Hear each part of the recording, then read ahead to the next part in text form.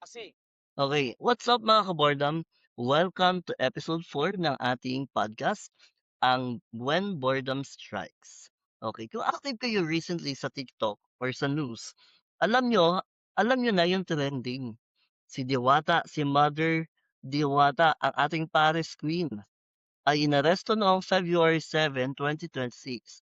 Alam niyo ba kung bakit? Sabi nga sa balita, ito ay dahil sa non-compliance ng kanyang business. Okay, imagine busy ka sa pag-serve ng overload pares tapos may warrant ka na pala.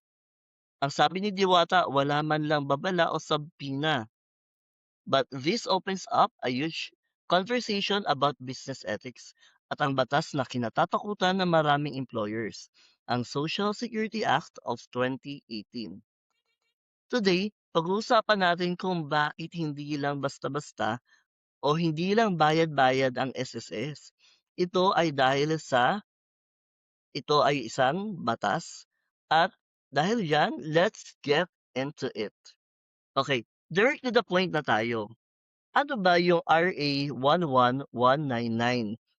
In simple terms, ito yung Social Security Act of 2018.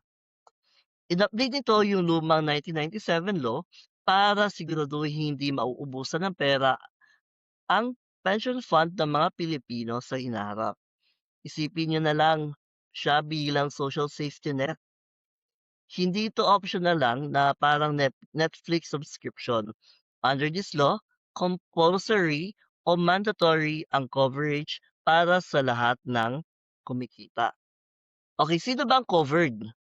Well, lahat ng employees, private sector, self-employed, professional, kasama na dyan yung mga vloggers at freelancers, at pati yung ating mga OFWs. Okay, bakit kailangan ito? O bakit kailangan? Para sa 7 major benefits. Una, sickness. Second, maternity.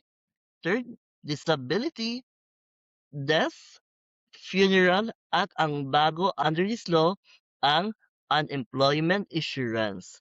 Para may pondo ka kung bigla kang mawala ng work. Dapat may ganito rin sa GSIS. Pero ito yung kicker. Under RA 11199, ang hindi pag-remit ng contribution ay itinuturing na criminal offense. Hindi lang ito civil case ha, na are-areglo lang. Ang parusa ay pwedeng mauwi sa kulong na 6 hanggang 12 taon. Ito ang legal basis ng SSS sa kanilang race operation o mas kilala sa tawag na Relief Against Contribution Evasion. Okay, ano nga ulit yung legal basis ng race operation ng SSS? Ang Social Security Act of 2018, kung saan literal na nilalagyan ng show cause order stickers ang mga pinto ng mga pasaway na business. Okay, so anong gagawin para hindi matulad kay Diwata? Huwag niyo nang hintayin ang race team bago kayo kumilos. Ito ang kailangan nating tandaan. Okay, una, SSS registration of Form R1 at R-1A. Sa loob ng 30 days mula nang mag-hire ka ng unang empleyado, dapat registered na ang business mo o R-1 at ang mga staff mo sa R-1A. Kahit isa lang ang katulong mo sa paresan, employer ka na sa mata ng batas. Ang 15% rule naman, obligasyon mo yang kaltasan ang employee share ng 5% at dagdagan ng employer share ng 10%. Huwag niyo itong ibulsa. Ang hindi pag-remit nito ay tinuturing na estafa. At ang deadline at penalties nito ay karaniwang hanggang ika-10 hanggang ika-15 ng sumunod na buwan. Kapag late ka, may 2% monthly interest na penalty. Akala nyo maliit, pero pag nag-compound yan, mas mahal pa sa puhunan. Kaya, anong kailangan gawin? Keep records. Siguraduhin na may pinapirmahan kayong payroll o payslip dahil ito ang resibo nyo na sumunod kayo sa batas. Okay, paano naman para sa mga freelance o gig workers o vloggers? Una, kailangan niyo ng change status, yung Form E-1 Form E-4. Kung galing ka sa corporate at naging full-time vlogger or freelancer, i-update ang status mo from member employee to self-employed gamit ang Form E-4. The My.SSS portal is the key. Huwag na pumila sa branch. I-generate ang iyong PRN o Payment Reference Number sa website or mobile app at pwede na kayo magbayad via GCash or Maya. Meron naman tayo yung WISP o Workers Investment and Saving Program.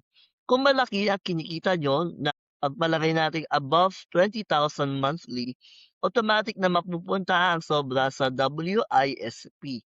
Isa itong mandatory savings na may dividends na parang pag-ibig MP2 pero sa SSS. Okay, sunod yung tinatawag nating consistency. Hindi pwedeng patingi-tingi upang makuha ang full benefits, lalo na ang maternity and sickness. Dahil kailangan may sapat kayong hulog sa huling 12 months bago ang quarter na, ng sakit o panganganak nyo. Now, for my take, bilang isang pakialamero, we support local entrepreneurs. We love success stories like the Watas, from street vendor to vlogger to business owners. That's the dream, 'di ba? Pero ang reality check, success comes with responsibility. Sabi nga ni Spider-Man, with great power comes with great responsibility. Hindi pwedeng porket viral ka, exempted ka na sa batas. Many small businesses or business owners in the Philippines feel like these taxes and contributions are pabigat. And honestly, mahirap talaga ang compliance sa bansa natin. Pero kailangan nating tanungin, sino ba ang dihado kapag hindi tayo nagbabayad? Okay, so sa madaling salita, ito lang naman yung mga dihado, yung mga manggagawa. Yung mga staff na nagpupuyat para sa business mo, sila yung walang makukuhang maternity benefit o sickness allowance kapag hindi mo ni-remit yung hinulog nila. Kaya my advice, kung nagpapalaki ka ng business, invest in a good accountant or at least learn the basics of SSS, PhilHealth, at Pag-ibig. Better to pay the contribution now than to pay the bill for the lawyers later. Huwag nating hayaang maging pares overload, pati ang problems natin. Kaya ang bottom line is, compliance is not just about avoiding jail. It's about taking care of the people who help your business grow. Si Diwata nakapag-post na ng bail na 60,000 at nakalaya after 24 hours. Pero, let this be a lesson to all of us. Vlogger ka man, o pares vendor or freelancer, huwag matulog sa batas. Kayo, mga kabordam, naniniwala ba kayo na political harassment or is it high time for everyone to be compliant? I-comment nyo ang thoughts nyo sa comment section below. Okay, this has been episode 4 of When Boredom Strikes. Stay informed, stay responsible, at huwag maging boring. Kaya see you sa next episode. Bye!